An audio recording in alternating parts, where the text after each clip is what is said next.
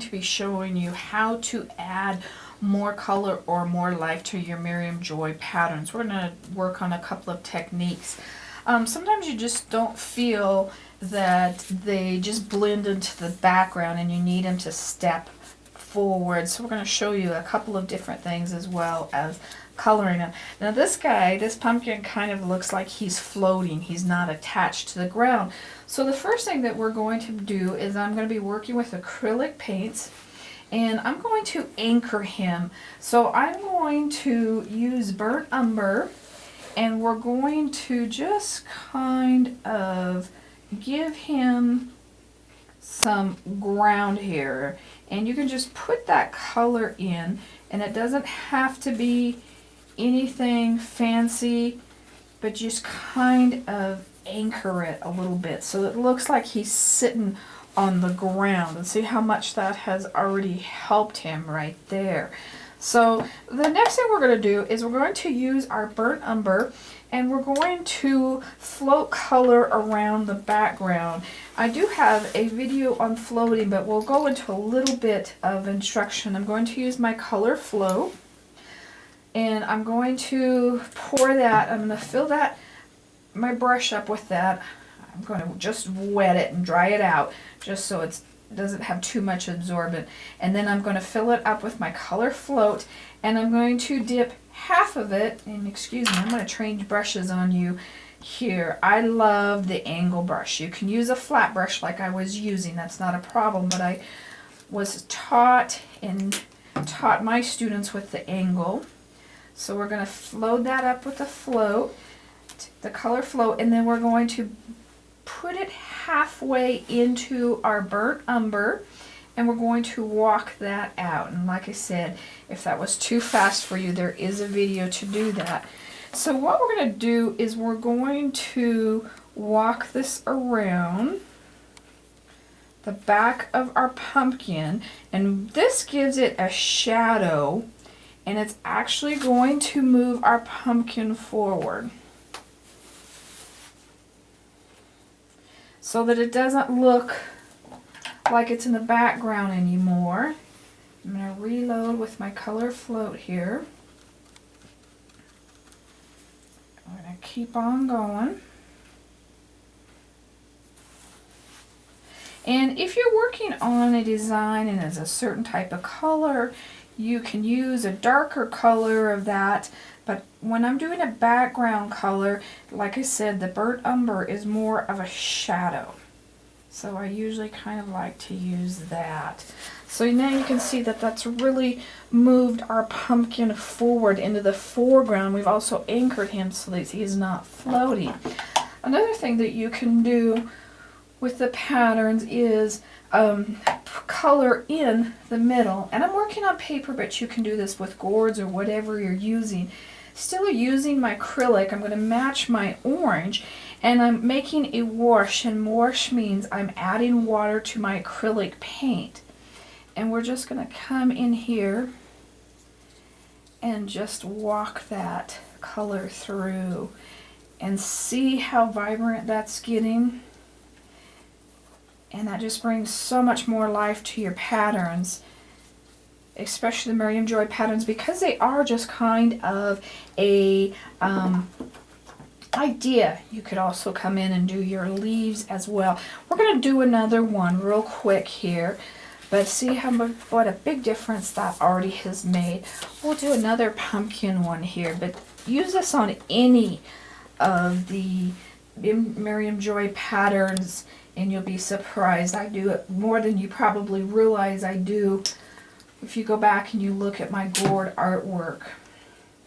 So I'm going to start again by floating around these pumpkins.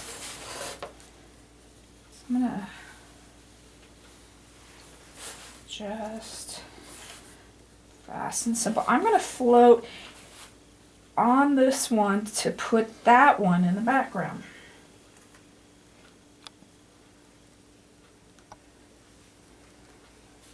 And then we're going to float around this guy.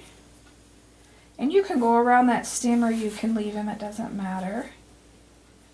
Now, You also can do the same thing at the bottom, or you can walk the color out a little bit like we did in the other one.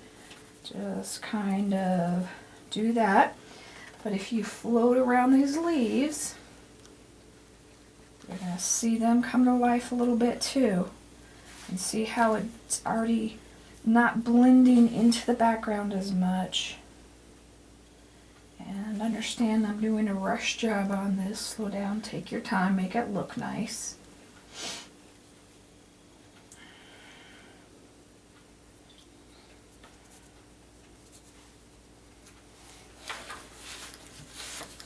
And this little guy over here.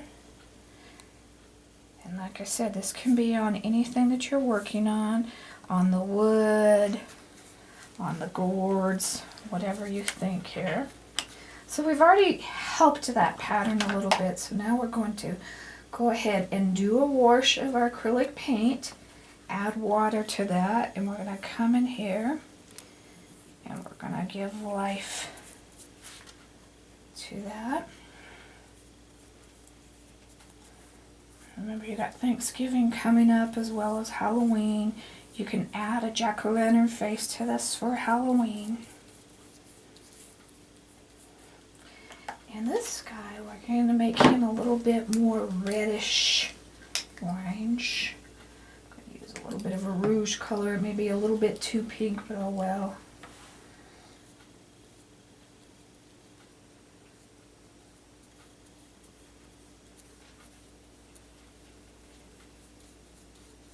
Isn't that pretty?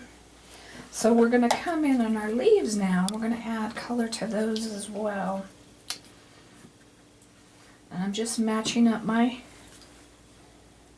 crayon color, like the butter yellow would be like a straw color. And if you're working with your crayons and you have a stroke, and you can wipe your stroke off with your Q-tip if your color doesn't match it exactly and it's showing up on a little bit. Just take your Q-tip and wipe it right off of your strokes. And that's not a big deal at all. And on your leaves, don't be afraid to add purples and reds and bright, vibrant colors to them, because they are also in your fall colors if you look at your leaves. And you can add a little bit of those colors, and I'll show you that in just a minute here, to each of these leaves to give it more of a fall look. And again, I'm going to water my color down a little bit. I'm going to use a little bit of that rouge color and just change my leaf a little bit. See how pretty that looks?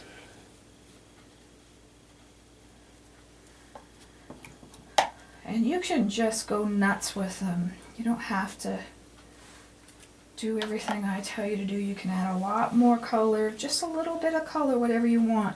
But when you're working with my patterns, just think about that being the basics and add your own technique to it. Like I said, there's a lot of colors, and this would be really, really pretty with a plum purple in the leaves as well right now. That would just really help pop that. So don't be afraid to do that as well, but you can walk any of those colors back in there.